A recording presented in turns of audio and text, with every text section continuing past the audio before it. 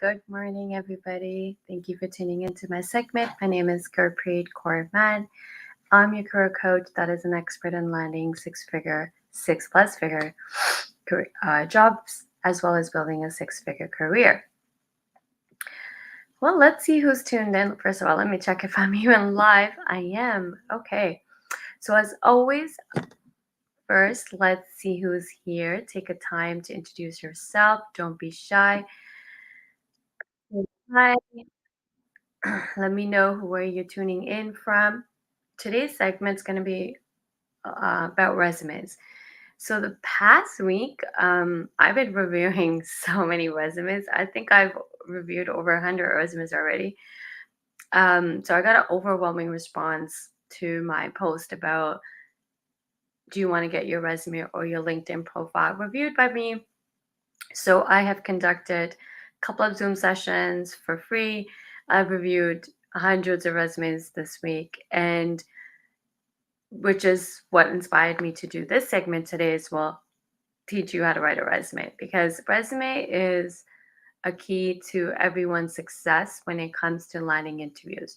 Without a well-written resume, you're going to be struggling to land those interviews, let alone to land a high-paying salary job. So let me know in the comment section. I would love to know who's here, who's tuned in. If you're tuning in live, type in live. If you are tuning in, well, if you're watching the replay, let me know if the replay. So let's see who's here. Don't be shy. There's like 27 people joined in from LinkedIn. I am streaming live from 3-4 different platforms: YouTube, Facebook, as well as LinkedIn. So let me know. Don't be afraid to, don't be shy, guys. Like, say hi. Some of you have been talking to through LinkedIn DMs, and you've been joining the Zoom calls. Good, and you are handsome. Oh, thank you so much. That's so kind of you. Thank you. Appreciate. Tina, live. Great. You're live, Vipin. Tina, where are you from?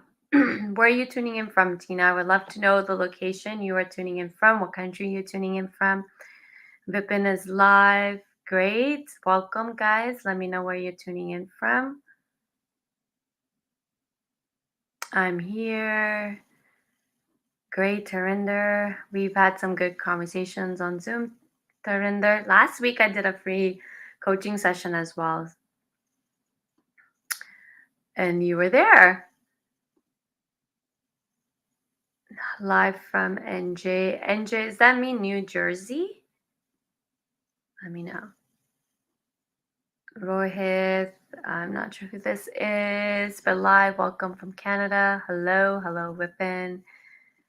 Manpreet, Gurpreet, yes, we all need that skill to write our resume and LinkedIn profile from Canada.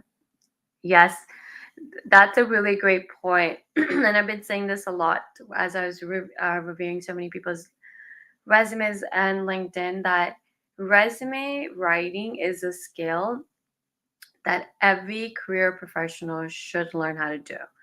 It's truly a skill that's going to benefit you throughout your entire career. It's something like, resume will not totally go away. There'll be different formats of resumes, like how LinkedIn came about. So now, if you know how to write a resume, you will know how to actually write your LinkedIn profile. Components of your your LinkedIn profile.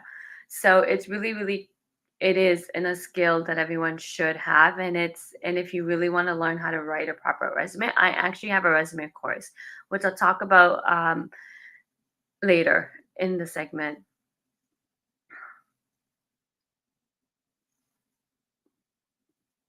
Rohit, hello from Brampton. How? Oh, I'm originally from Brampton. Well, lived in Brampton. Good morning, live from England, the Bay. Oh, nice. So it's nice to see where people are live from, because it's nice, like LinkedIn does that, where we're connected to so many people worldwide. So it's really nice. How are you doing? I'm doing great.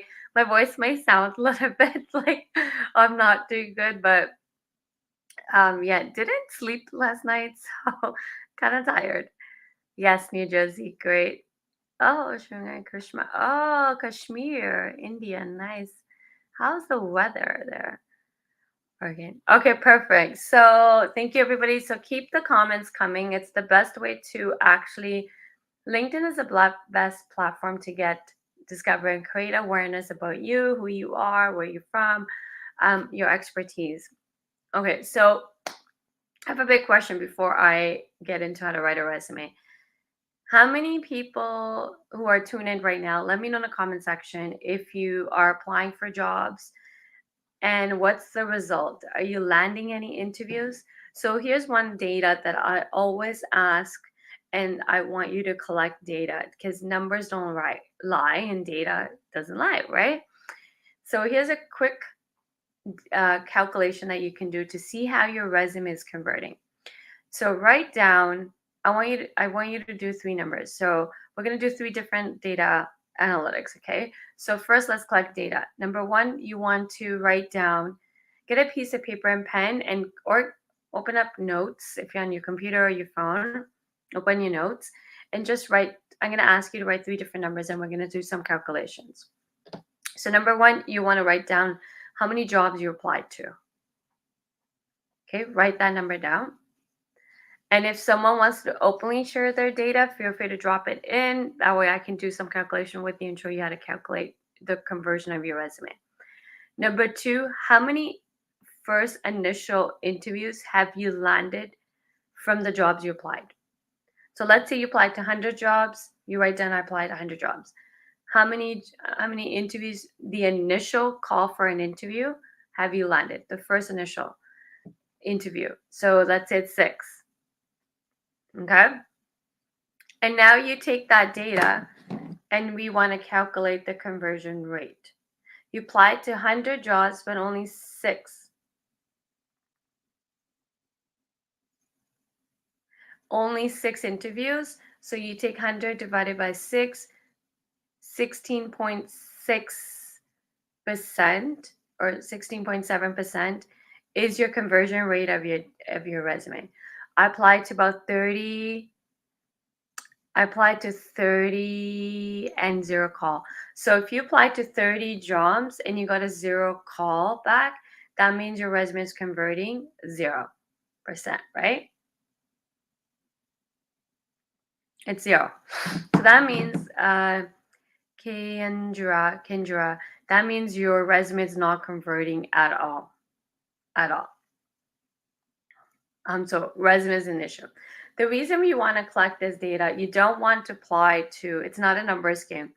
It's not how many jobs you can apply. It's not, let me apply to 100 jobs or 200 jobs or 1,000 jobs. I see these posts every day on LinkedIn where I've applied to 100 jobs or I applied to 500 jobs. I'm not landing interviews. I'm not landing job offers, because that strategy is a total wrong strategy.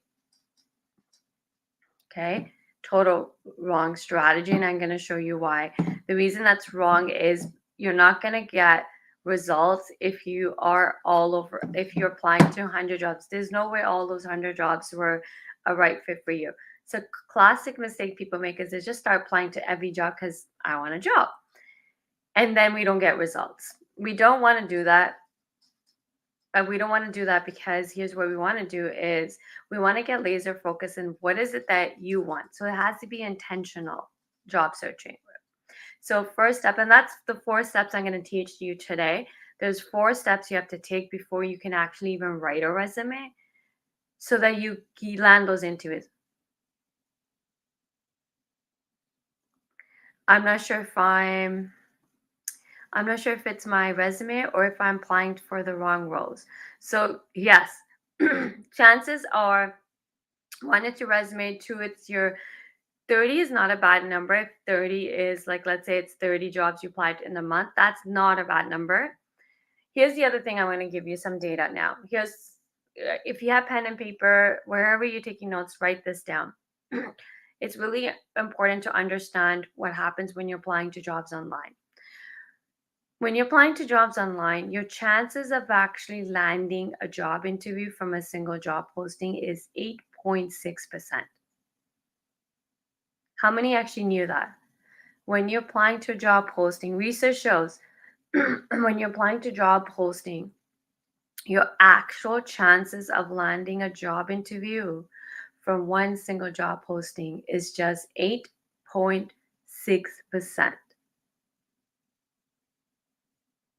That means roughly 91% of the time you're not going to land an interview. How many actually were aware of this data? Oh, Pino, my recruiter friends is in the house. Okay, so I have to give a shout out to Pino. If you are HR professional looking for a job in GTA area, reach out to him or follow him. Okay, that's low. Wow. Yes, it's low number, but feel free to reach out to Pino or follow him, guys. If you are an HR professional looking for jobs, follow him. He is an amazing recruiter.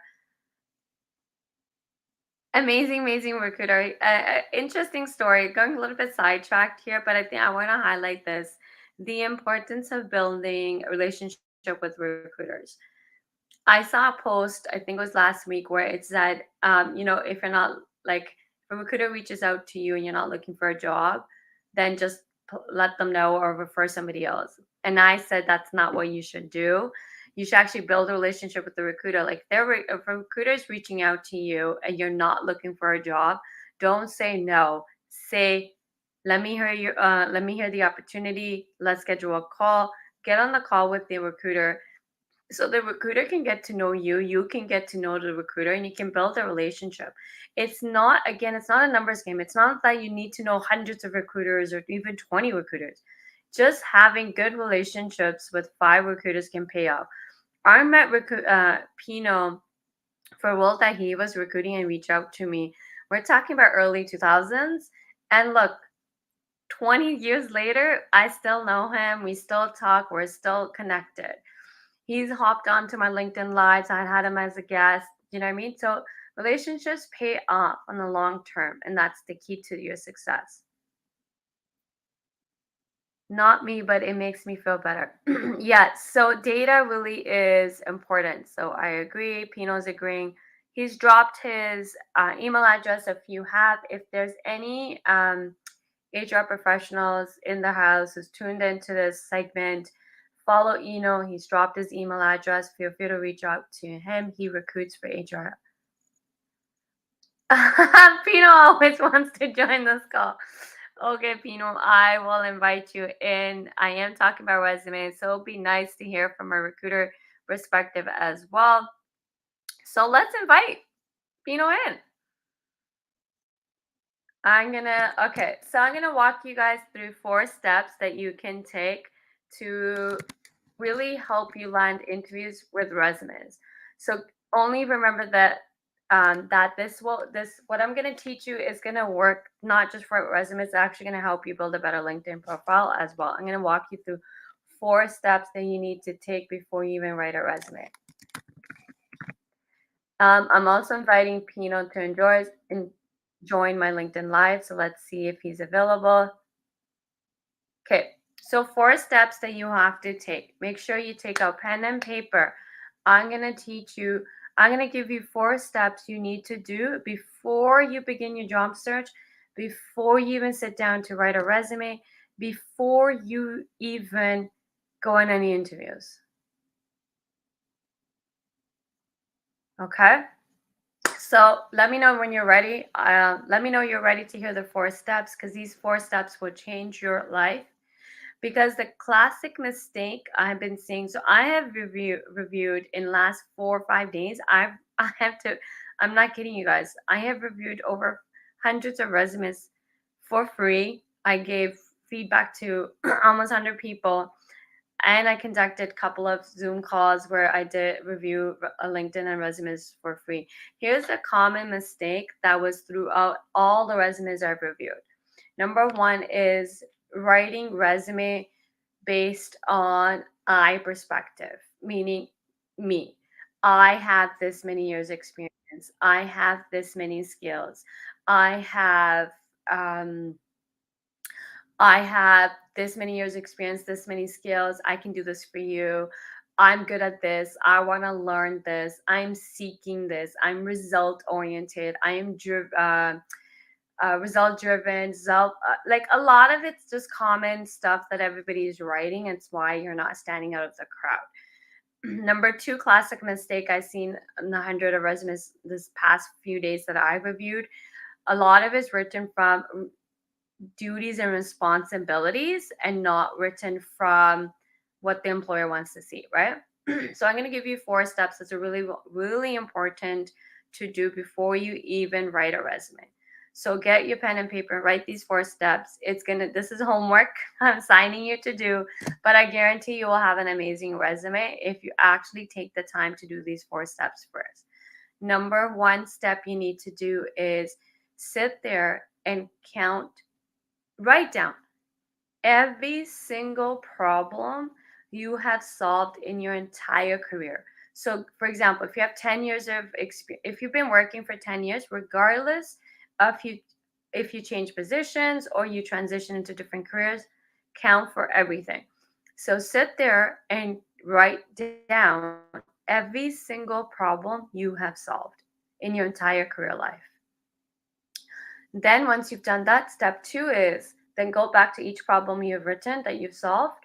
Now let's count for results. What results did it yield? When we are solving problems, it equals results, right? We're solving it generates results. Now write down what result it generated when you solve that problem. Number 3 step, how did the company benefited from you solving this problem?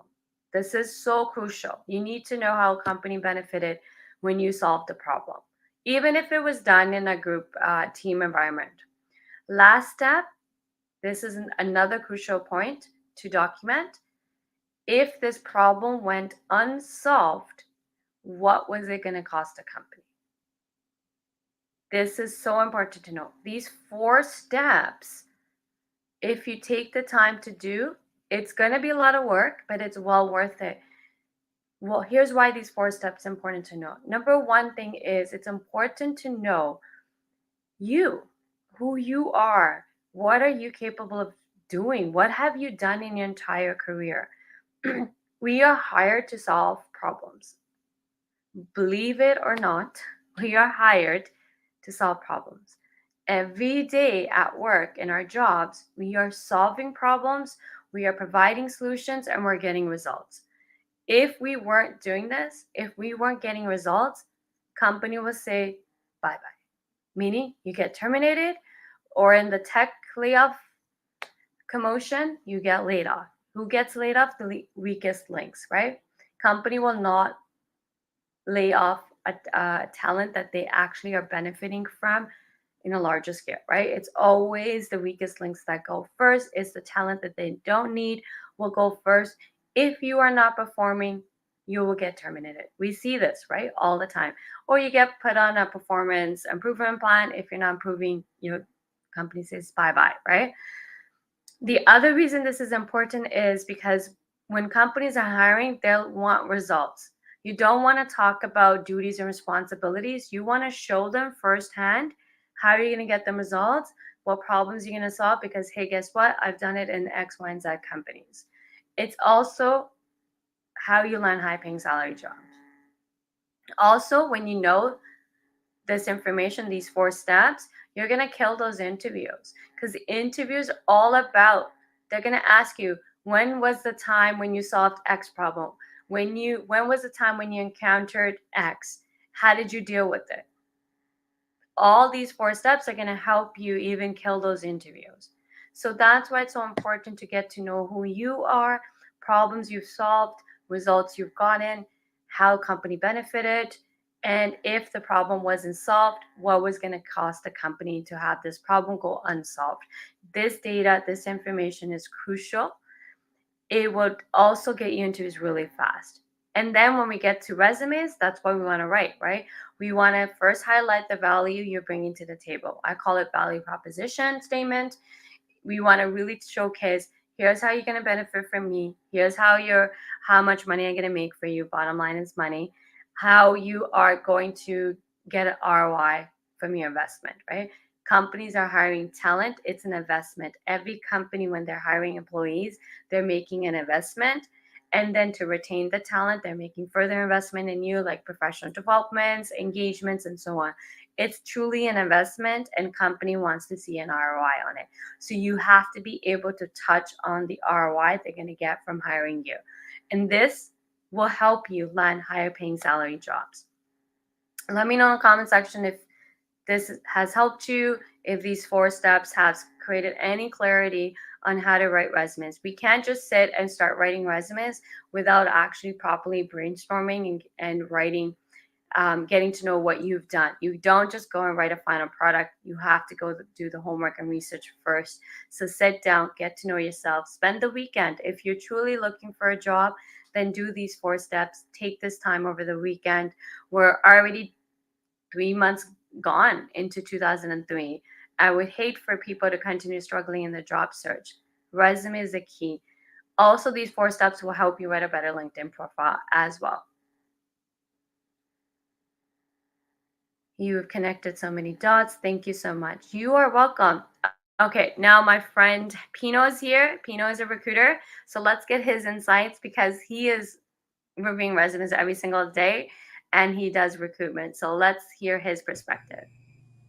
Hey, Pino. How are you? Good. How are you? I always love Mm. when you hop on.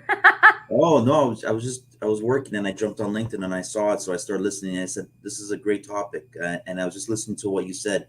I think they're great tips. I think to summarize what you're trying to say to your audience is you want to quantify, you want to provide metrics on your resume, right? So that was a really good point that you shared. So how did you save the company money? How did you make the money, right? So I think that's an excellent point. Share that on your resume. I don't think enough people do this. Yeah, no, So for any job seekers out there that's working on their resume, provide metrics. yeah. So I think it's a really good point. I want to know something. You know, you are a recruiter and you've been in the industry like I think 20, I don't know how Yeah, long, long time. long time. Yeah, yeah, Long time. What do you look for? Like when you're recruiting, yeah, what are the things you're like when a resume comes in front of you? yeah, Like I always talk about, like, when I'm doing recruiting, first glance, you get 5 seconds to yeah, have the reader's attention. yeah, So when you have a resume, I think this will benefit so many people to yeah, hear a recruiter's perspective. Like yeah, when a resume is in front of you, what happens? The first thing you look for? yeah. So as a recruiter, the first thing that I look for, and it's it's a really good point. We look at resumes for your audience. We look at resumes really quickly, 5, 6 seconds, 10 seconds max. We open up a resume. We train our eyes to look for certain things. What are we looking for? We're looking for job titles. We're looking at longevity. How long has that person been in that role for? Job titles, companies they've worked for. So if I'm working for a company, I like to see if they're working for one of their competitors, right? We're looking for keywords. Sometimes we look for a designation. Things of that nature. Education. Do they have a degree, diploma? So those are things we look for. Job titles, who are they working for, and how long they've been there for, right? And so those are the three things that we look for right off the bat. That's why it's so important to write a target-based resume instead Yeah, of having one resume fit all. yeah, yes. And one thing we don't agree on, you should, and I'm pro. You should bring your resume to your interview. I know you don't feel strongly about that. You still remember I that? said, of course, I was bring like, your what do we don't agree on? no, bring your resume to the interview, and I'll tell you why. Because Okay. you want to control the interview. You don't want to leave it to chance. You don't want the hiring manager to say, "Hey, my printer is not working today." Bring 2 to 3 copies of your resume always to an interview. My tip. Yeah. The reason Pino said we don't agree on this is because my viewpoint is different. So the audience that are listening to this, just give you a background contents on what Pino is saying. We and him don't agree on this. I have a different viewpoint. Working in HR, I think HR needs to be prepared. HR needs to have the resumes They printed. should. They should give that to the hiring manager. There should, and especially in today's day and age where we have smartphones and technology, um, companies should there should be no excuse that the printer was broken because you can just pull it up on a computer or an iPad. The reason I don't I have a different viewpoint is because sometimes companies just use this tactic just to see if you have a resume and you're prepared. I don't really like putting candidates through hoops. So that was never my style of recruitment. I know some hiring managers did it, and then I was like, no, here's a copy. Like, we're not going to put candidates through the hoops. But I do agree, bring a copy. I did bring a copy, but I brought it in my iPad.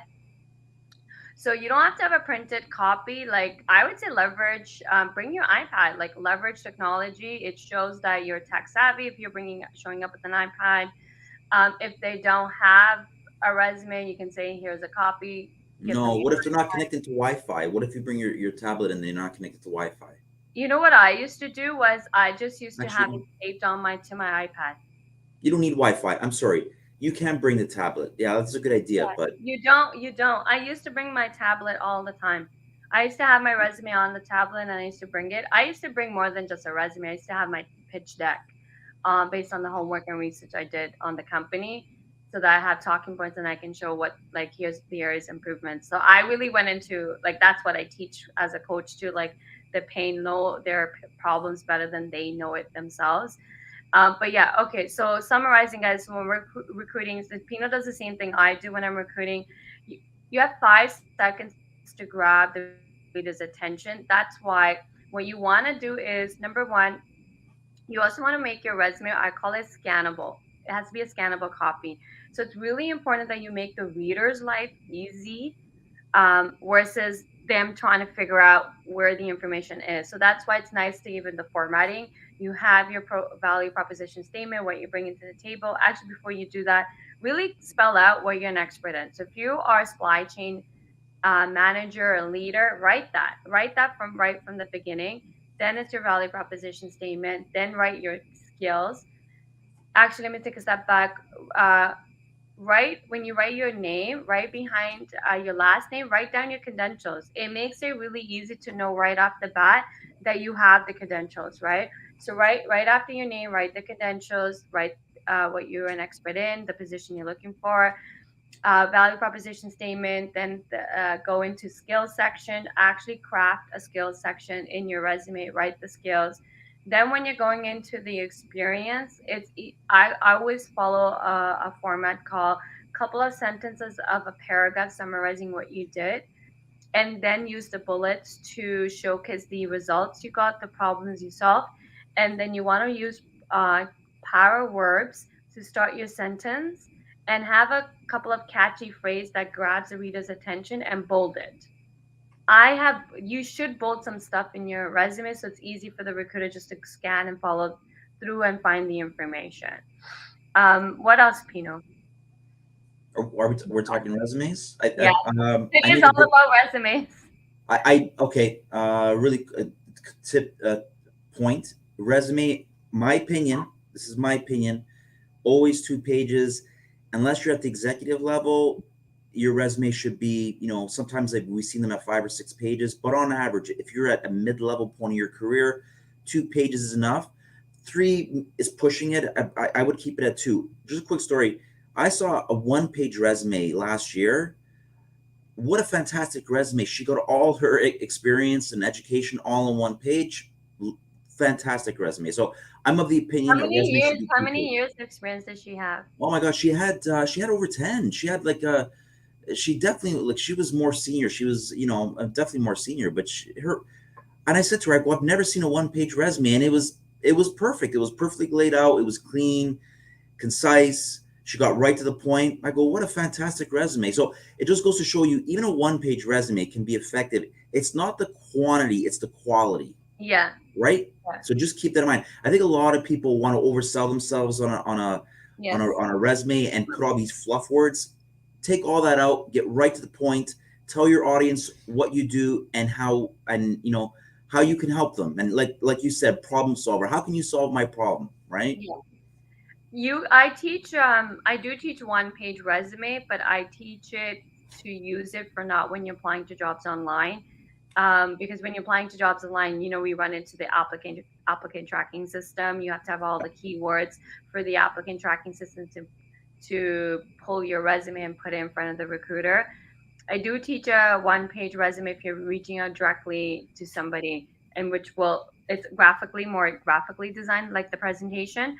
But yeah, like I think I'm not, like you're touching on a great point. It's not about overloading with the information. It's actually hitting the what they're looking for right on the Yeah. spot, Yeah. and then to get the interview where you can then elaborate more. I think people do tend to think that they need to fill out so much stuff in their Yeah. resume just to get hired, but what they're failing to understand is readers really not. I can honestly say I don't read the entire resume right from the beginning when I'm looking at it. I'm gonna I don't either. scan I don't. Yeah. the Use. resume Yeah. first. And if I find the things I'm looking for, then I'll take some time to read it, and then I will invite the person for an interview. And then for my prep for the interview, then I'm really reading the resume word for word, so that I know what questions to ask you, what more clarification I need. So I do read a resume thoroughly once I have invited you in for an interview. What about you, Pino? What's your practice? Yeah, I'm the same way. So what I'll do is I'll quickly glance through it, 5 6 seconds. That is there enough information for me to pick up the phone and connect with that person? And then once I meet with them, I don't do in-person interviews anymore. Everything is through Zoom or Teams Yeah. or FaceTime, right? But and then we'll dive into it and we'll probe and we'll dig and we'll really dive into the resume and get more information from you, right? So I agree with that. That's the more diving is when you bring the person in or when you meet with them, formally meet with them, Yeah. So, guys, right? remember three things have to happen when you're using your resume and you're sending off resumes to recruiters or applying to jobs online. When your resume is in front of a recruiter or HR or hiring manager, three things have to happen. Number one, you got to grab their attention. You have like less than 5 seconds to grab their attention. Number two, once you got their attention, you want them to engage with you through your resume, right? Your writing of your resume, what you wrote. Got to have the engagement. So you got to retain the attention. You got to get them to engage with you. Last step, number three, is so crucial. Call to action. They have to be prompt to want to pick up a phone or open their email and say, hey, I want to speak with you. Let's hop on a call, or let me know when's your availability. We would love to speak further about this position. So, three things have to happen on your resume as well. So, when we're writing resumes, we also have to keep these three things in mind.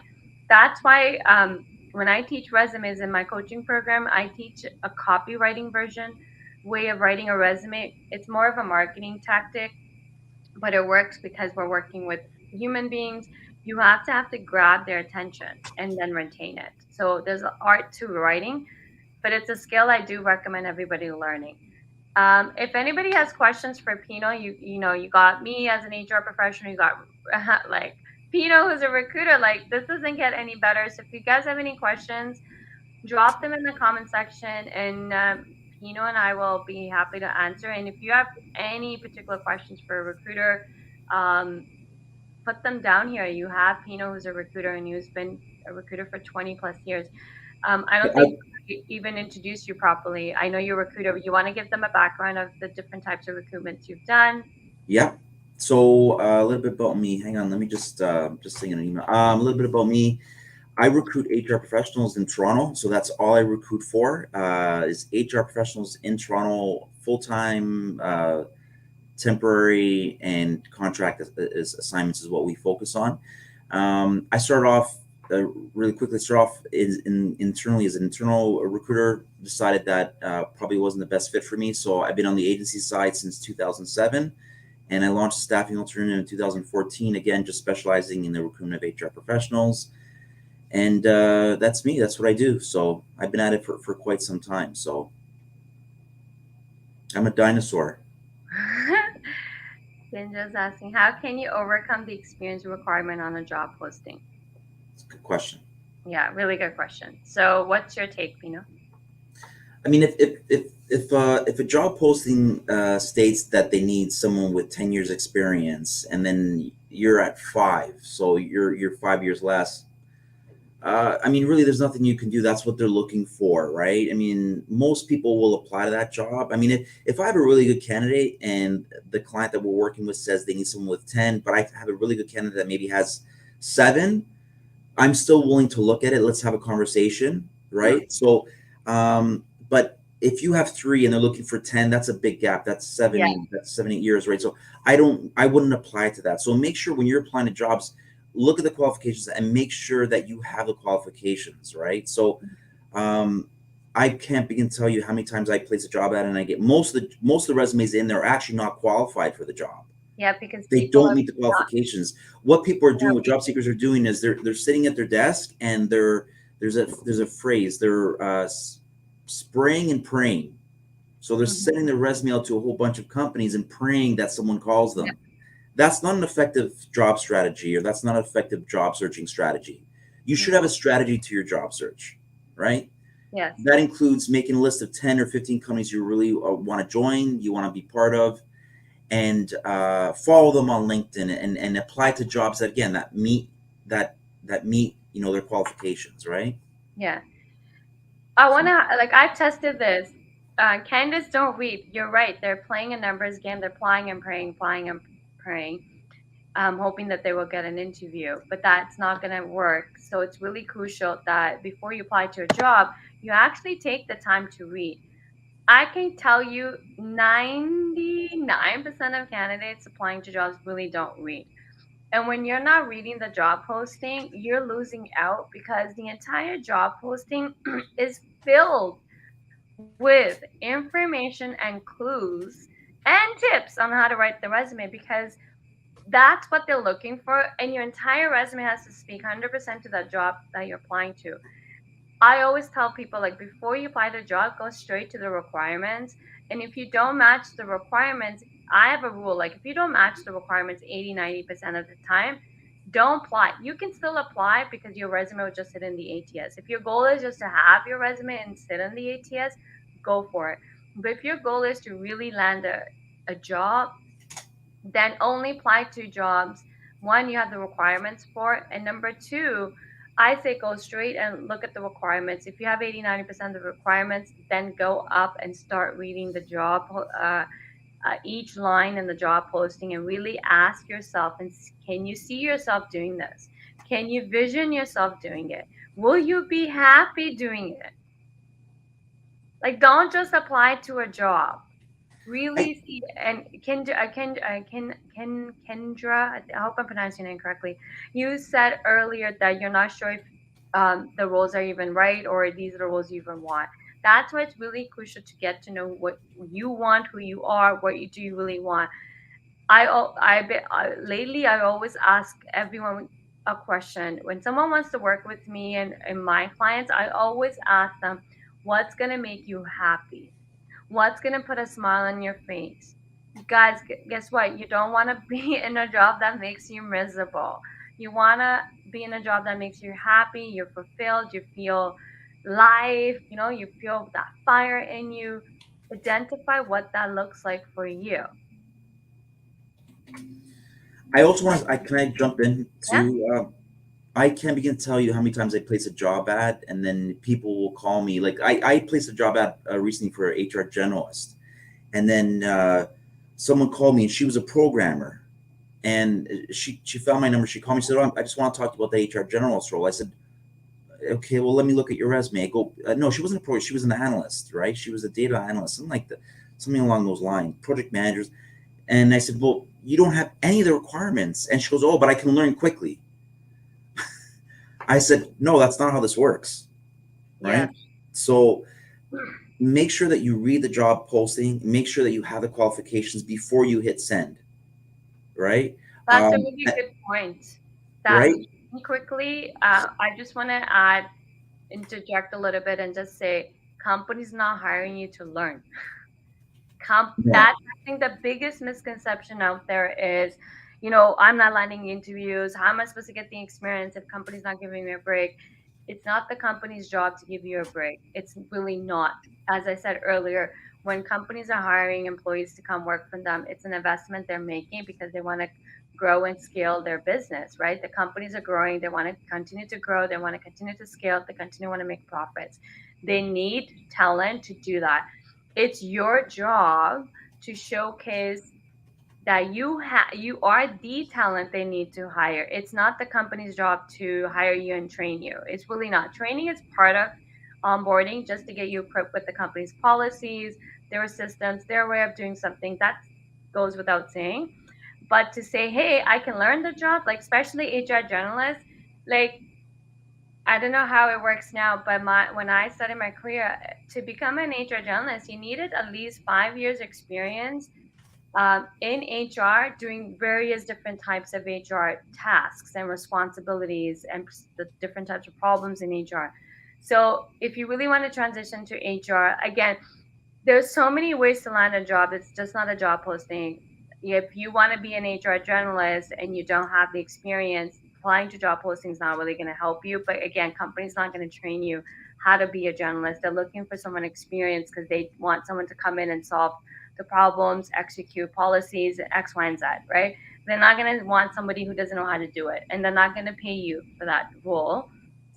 So that's really something to remember. Like companies not going to hire you to train to for you to teach you how to do the job. No, they what they're looking for is the company has a problem and they want someone to solve it quickly. Oftentimes, in most cases, they want to have someone that can hit the ground running. They don't have time to train you. They just everyone's pressed for time, right? There's never enough time in the day, right? So they don't have time to train. So they want someone who has a very close experience, who's worked for a very similar industry, to make that transition really easy and smooth, right? But if they have to bring someone in and train them, it's going to take them longer. Oftentimes they don't have that time. But again, it depends on that role. There's some companies that post entry level role willing to train. Yeah. Right. So if that's the case, then you apply to that job, right? But again, in most cases, a company wants to hire someone that can hit the ground running, works for a similar industry or work for their competitor, make it an easy transition. And most important too, someone who fits into the company culturally, right? Someone who can fit into the company, that has the same values as they do, that has the same vision as they do, that shares the same vision with them, right? So that's another important thing to mention as well too. Yeah. Here's a great question. How to crack the ATS easily? You know? First, ask that question again. Sorry. How to crack the applicant tracking system, ATS, easily? Yeah. Okay. So use AI is really, really, really big topic now. Artificial intelligence. Yeah. These systems now that they're using the ATS now are really, they've come such a long way. But so those ATSs, applicant tracking system, really going through your resume, picking out keywords. So make sure. So take the job description. Make sure that your resume has most of the keywords that the job description has, right? Don't BS, like be as be honest and don't oversell it. Yeah, But don't lie. yeah, right. So I think people try and oversell themselves on their resume. Keep it keep it honest, because again, lies will catch up with you. So be honest on your resume, right? But yeah, try and make sure that your resume has the keywords that they're looking for, and so the keywords on the job posting, make sure that those words are on your resume, and the ATS will pick up those words. Yeah. Mirror your resume to the job posting you're applying to. That's why it's so important to read the job posting line by line, so that you can mirror your resume to the job posting, and every information that isn't mirrored to the job posting that you're applying to, take it out of your resume. Only talk about the things that they're interested to want from you. That's the pro tip. And really, to beat the ATS, it is to mirror. There's no other way. I know how to beat the ATS. You want to know how to beat the ATS? Sure. Okay, here's my tip. Companies want to hire people they know. So if you can network with someone, if you can build a relationship with someone, I'll tell you this. Hidden job market right here. Hidden job market. So most, and you talk about this often, most jobs actually aren't posted online, right? Like a lot of the jobs that I work on, I don't post online. I just don't have the time. So I go into my database and I start networking with people that I've connected with in the past or most recently. I don't want to post a job ad. I don't want to go through 300-400 resumes. I don't have the time. So if I know someone, makes my job easier. And that same thing that goes with companies as well too. They want to hire someone quick. They want to find the right person, the right fit, quick and fast, right? As painless as possible. So You have to network and make sure that I'm pro sending out your resume, but don't rely on that. Make sure you're also building relationships with people within the organizations that you want to work for, right? Yeah. So when a job comes up, you're top of mind. Hey, I just met with Gurpreet. I just met with Pino. You know what? I think they'd be a great fit for this role we're currently recruiting for. Let's give them a call. Let's see if they're interested in the role. That's how it happens. That's how the magic happens, Yeah, right? everybody wants to land jobs fast. Number one thing, even when I do these calls or when I'm live here or when I'm doing my Zoom free coaching, number one thing people fail is building the relationship. I'll give you guys, like, this is not me. This is, I just, what I'm about to say, just be open and receptive to receive the information. And I say this with love and respect. This is not me trying to, belittle anybody or in any way. This is just me giving you some context on how to network, because I see it every day when people are messaging me. I see it when people are hopping on to Zoom, my Zoom calls. Number one thing people fail is they don't build a relationship. Networking isn't, hey, I want a job, here's my resume. That's not networking. Hey, your company's hiring, refer me. That's not networking. So I'll give you actual examples of what people are doing. So I'm going to take the recent example of what I did. I said, hey, do you want to get your resume reviewed by me or your LinkedIn profile? Feel free to reach out to me.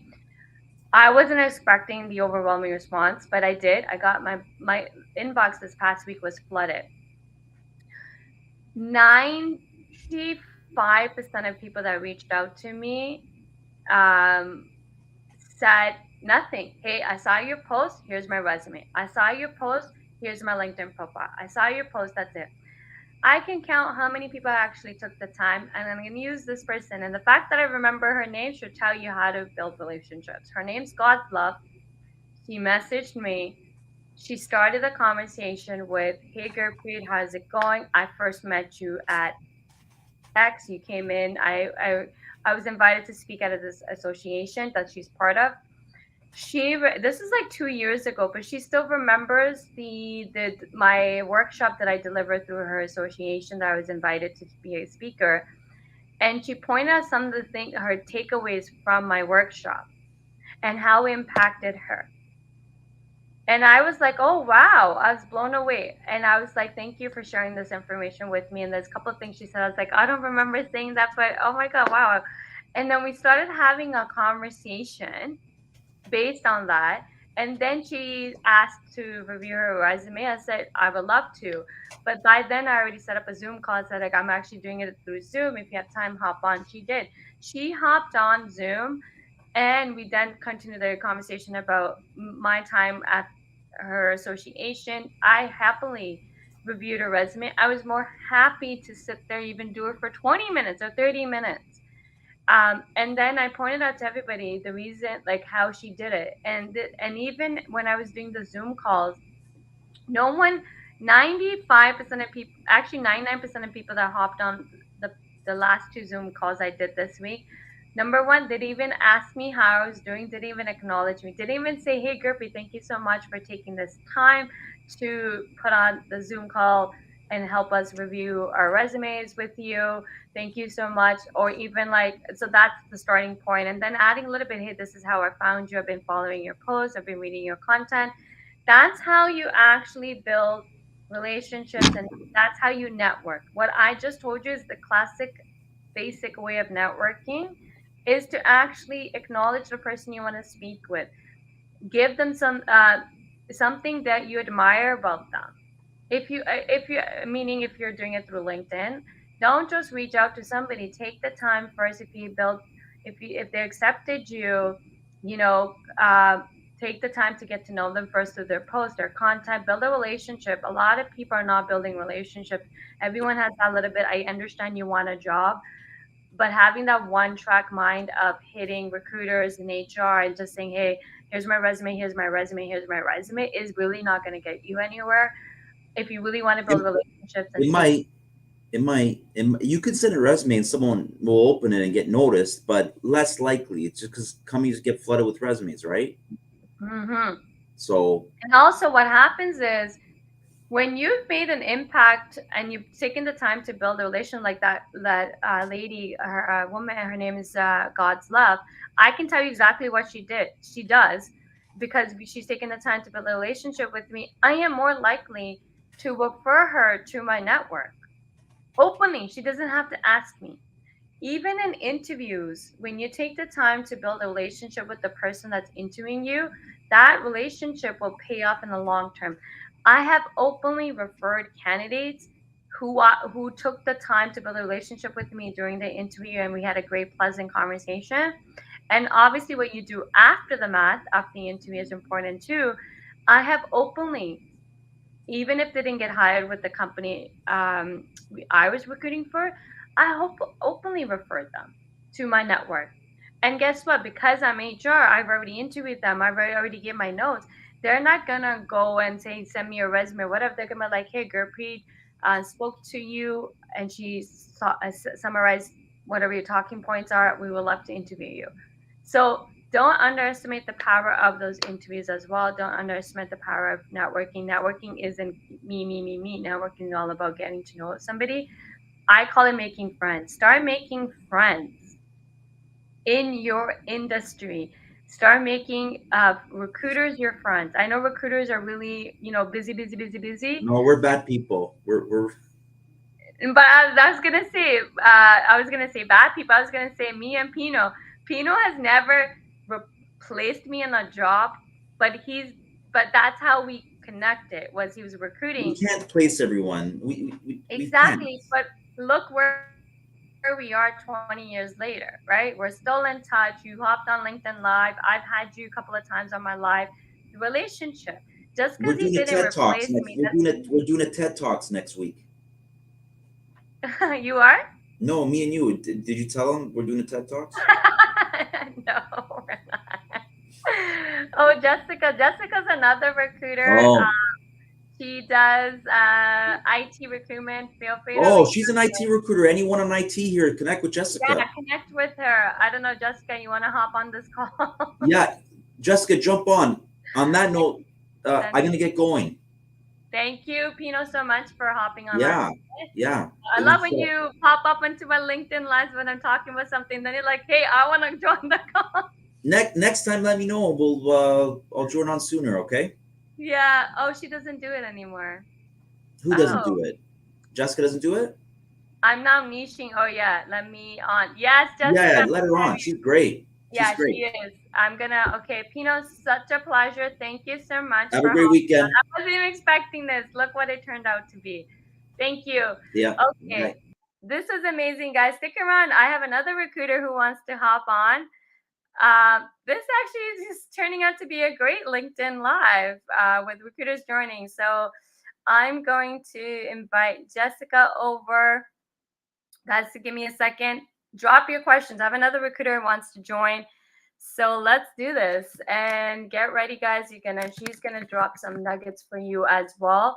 She's an amazing human being who I've got to know through LinkedIn. See the power of LinkedIn. A lot of people underestimate the power of LinkedIn, but LinkedIn is amazing.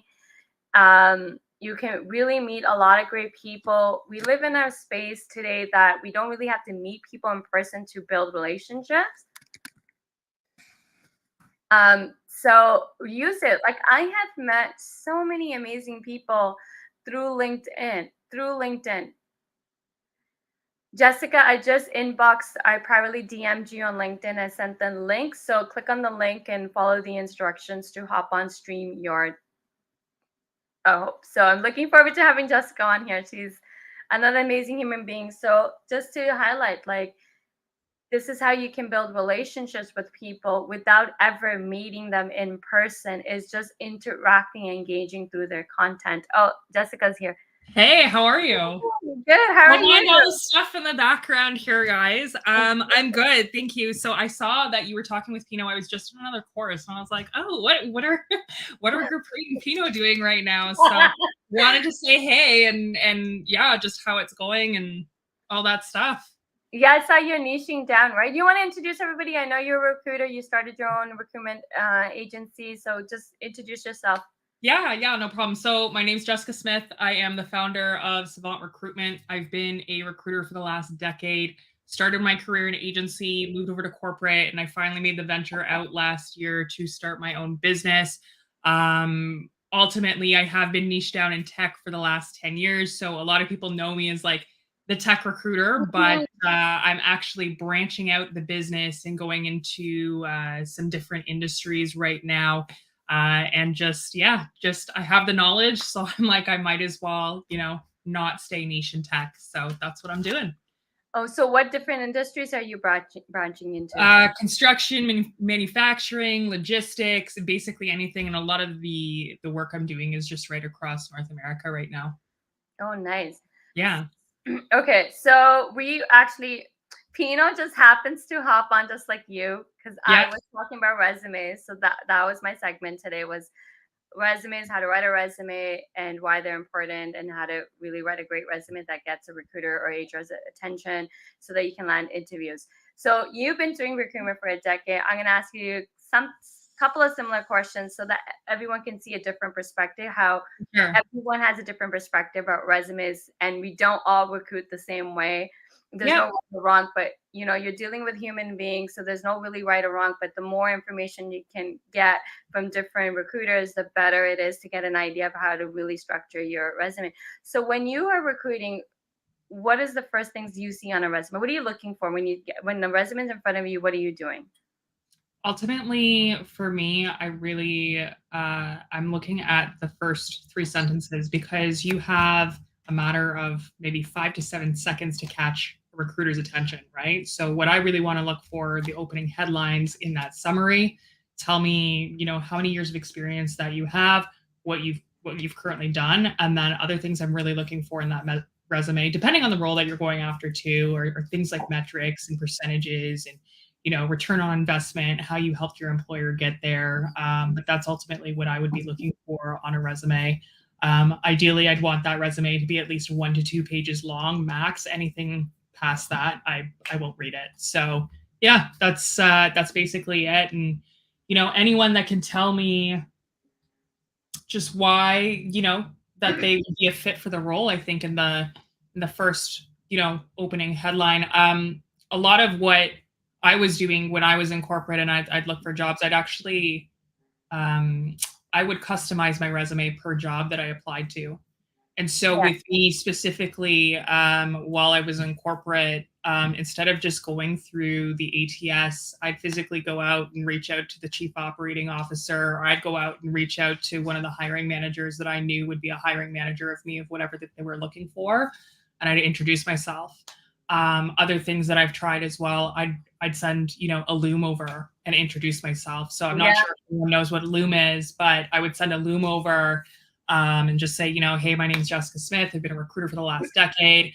And then, just kind of take it from there. And I played it like it was a metrics game. I was really interested in the companies I was applying to, but there's an art to doing it. And that's kind of what I do. But for me as a recruiter, 5 to 7 seconds is all you have of my attention to really look through your resume. So I want to see specific things on there, like metrics and your experience and how you really benefited the company while you were at the company. And then, that'll generate me wanting to have a call with you.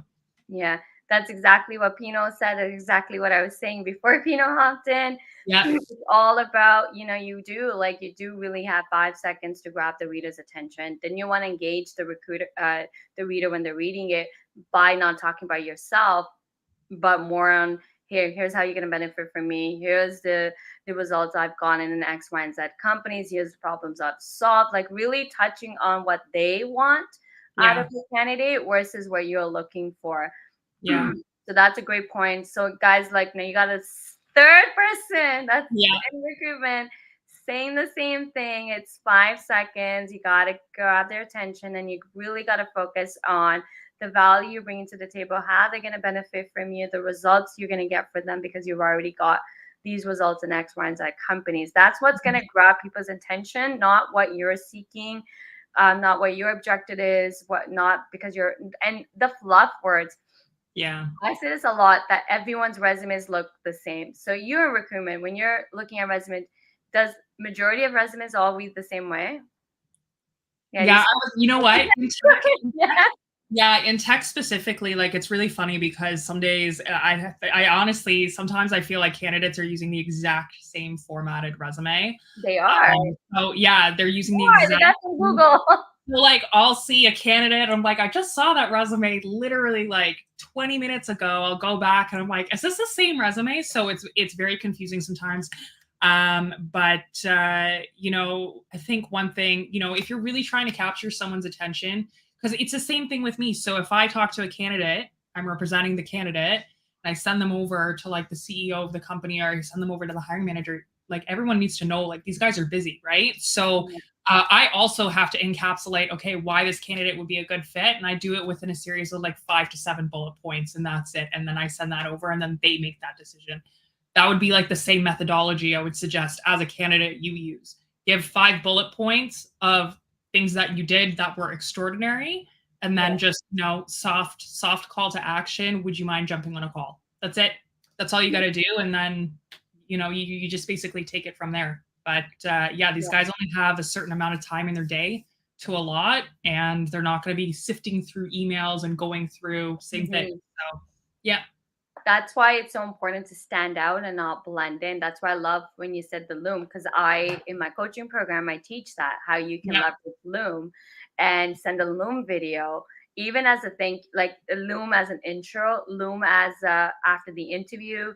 You instead of sending a traditional thank you email letter, really do a Loom video and make it really personable based on the conversations in the interview. A lot of times, you know, people are trying to use templates. I hate templates. I hate giving people templates because then, like, you don't want to box yourself in the template. It's really easy if you have a template to really box yourself because you think you have to follow the template, but get creative with your resumes.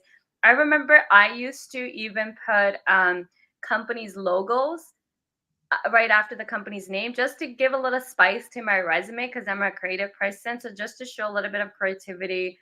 You can do so much with the resume and still have it get it past the ATS. I know a lot of people are worried about the ATS, but then you can also bypass the ATS and go directly to the person that's hiring. Go directly, like if you're working on a position, Pino said the same thing, build relationship with me for looking for HR because I'm not going to post all the jobs.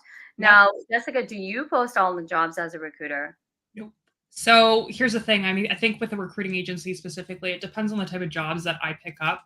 I think it's for everyone. Like we will post jobs, but it doesn't mean that the jobs that we post are when working in corporate. So let me clarify this. When I was working in corporate, when I was a corporate talent acquisition professional, we would not post everything. And some of the things that we did post had been open for like 6 months to a year.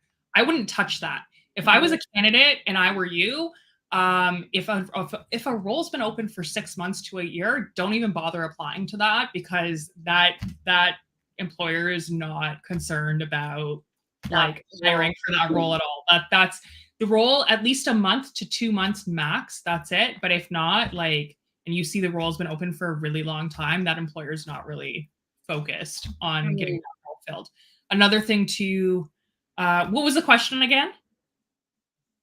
Oh my God, I'm blanked out too. Oh my God, I'm blanked out too. I don't know. So the ATS and all the roles that we post. Yeah. So yes, it was a lot of the things, all the positions. Yes. So when I go in and when I'm marketing myself to different employers, right, trying to pick up new business for me so that I can represent those employers, a lot of the times I'm speaking to hiring managers that are like, we have not posted this role, and they'll just give it to the agency, which is me now. So now I have it. Now I'm going to post the role, but you're not going to know that that company is actually hiring, but they're using a recruiter to hire for them that's posting on their website. So I'll post something from Savant Recruitment and I'll be representing the company, but they haven't posted the role on their end because they're like, oh, we don't have time to recruit on this. You know, we need someone to just come into the business and just get it done for us. And that's basically it. So I'm a big proponent. I know that, you know, I was taught about this hidden job market, and I was never for the hidden job market, but now as, the business continues to run and I see how employers are operating, especially with how urgently they need the roles, there is a component to this hidden job market there. When I was working in corporate, I'm like, no, like that's not really, a thing. But, when you're talking to a series of employers that just don't have the time to get these jobs up, that's when that hidden job market applies. So, Yeah. and it happens a lot. Yeah, I talk a lot about hidden job market because I know a lot. There's people that think it doesn't exist. There are people that have gone. I did a poll one time, and the results were amazing because I wrote like, how many have you ever landed a job without applying for a job? Yeah. And there was tons of people that said they had, right? Just to prove a point that hidden job market does exist.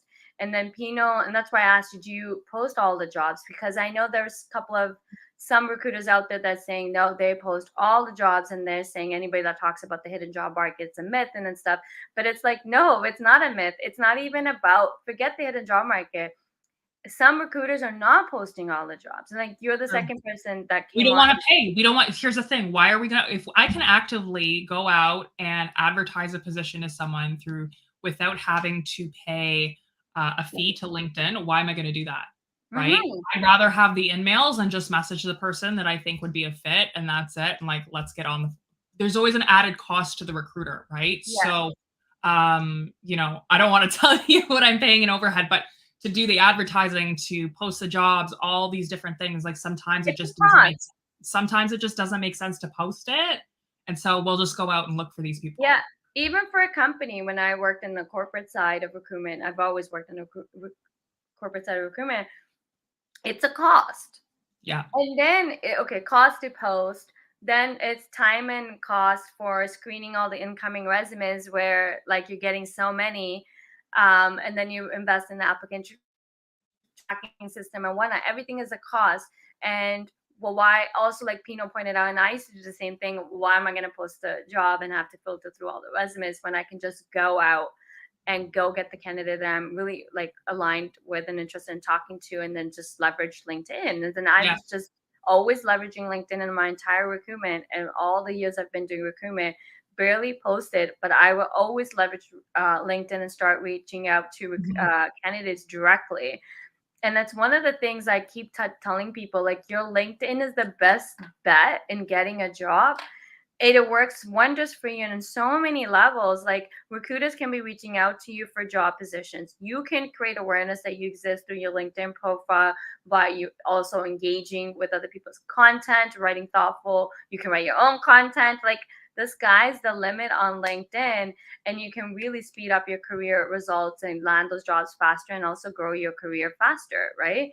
And I think people just kind of like, I get it. A lot of people don't know, and some people just want to stick to the traditional way of recruitment, but things are changed. Things have changed so much that if you're still trying to do job search the traditional way, you're being left behind.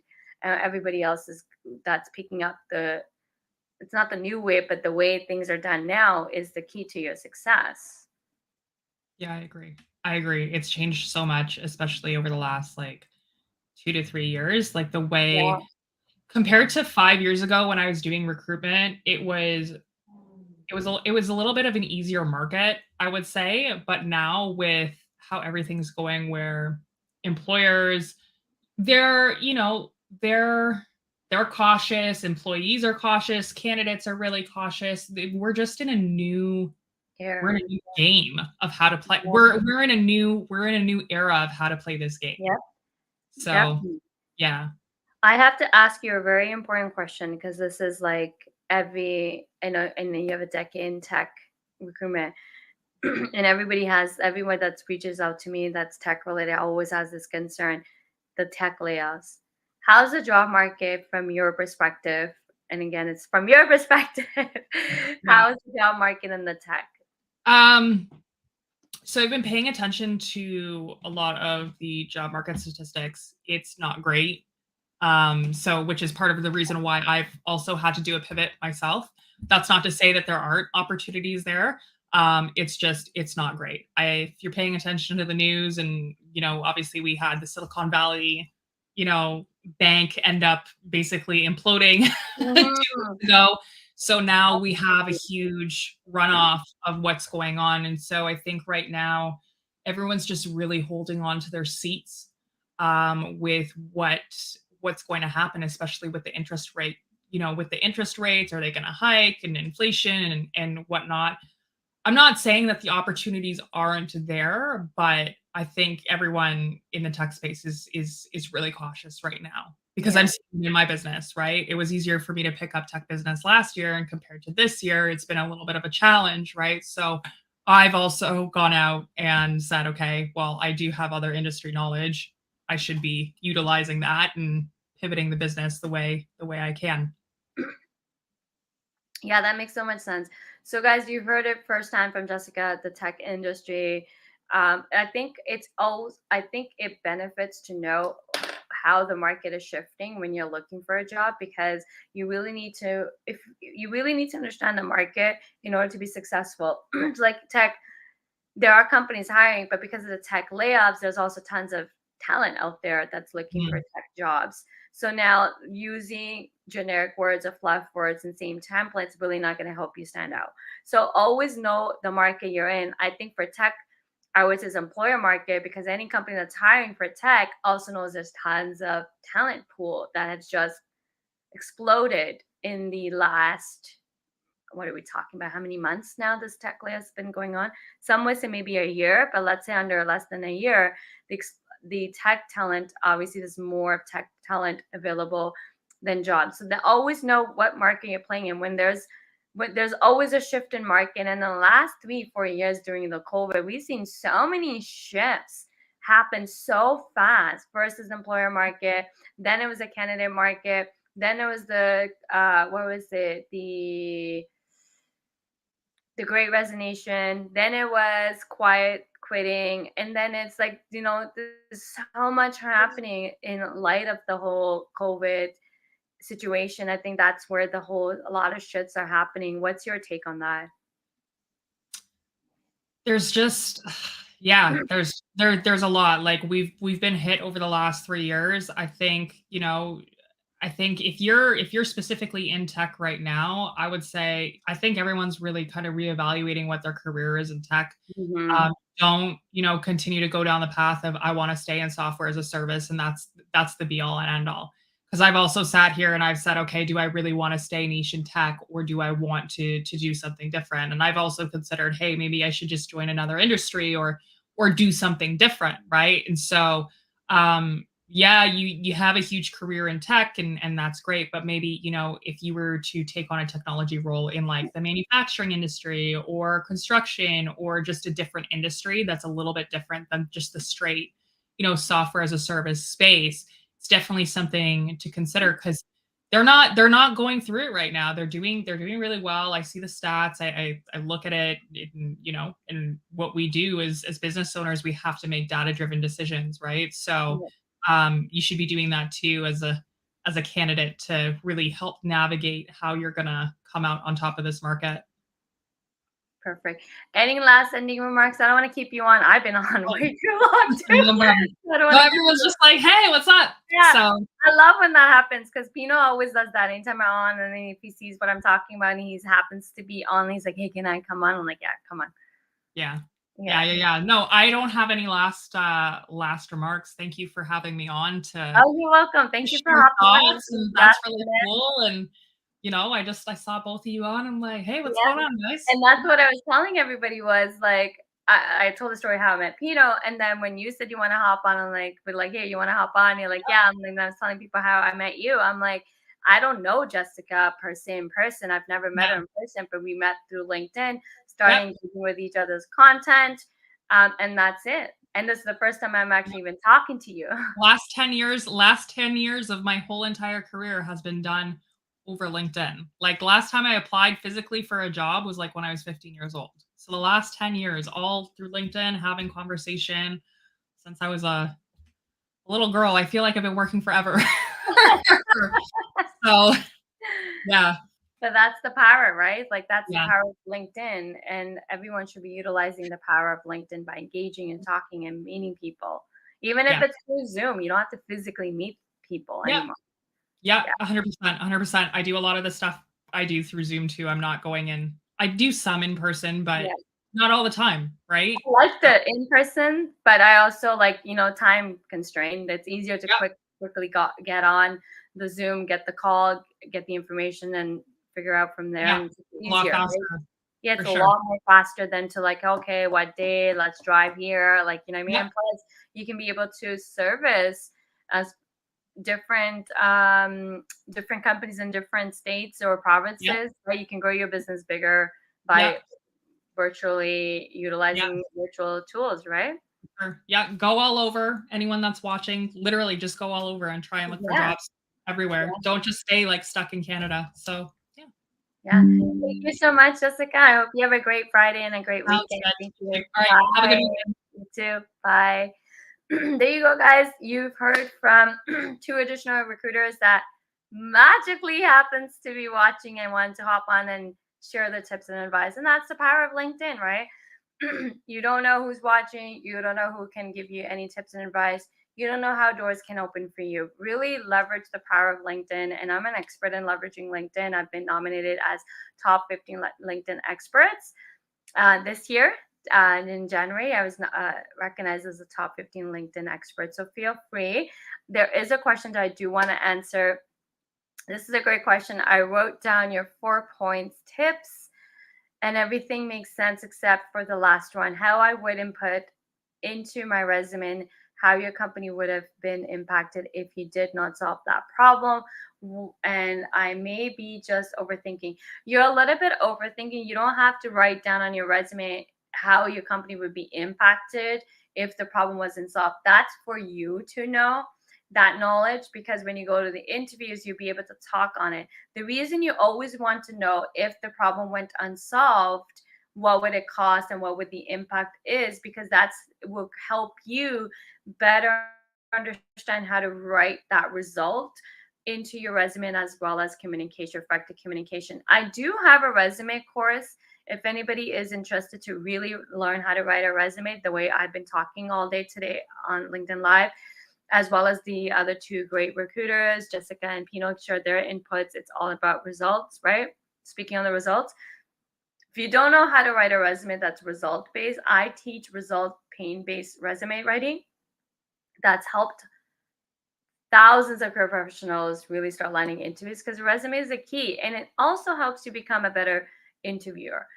Resume, there's a direct link between the resume and interviews. When your resume, you're not able to communicate effectively in your resume, that's also going to translate into when you're going into interviews. You're going to be doing the same thing. I'm going to drop my resume writing course in the comment section. Feel free to grab it if anybody's interested. Feel free to take the course. It's available. It's online. It's go at your own pace. All the modules of the resume writing I've been recorded and put into recording. It's a recorded course that you can easily take. Plus, what comes with the recording course is I also give you the resume template to get you started, as well as samples of 3 or 4 samples of different people's resumes that I have personally helped write. So you get a good idea of what to do.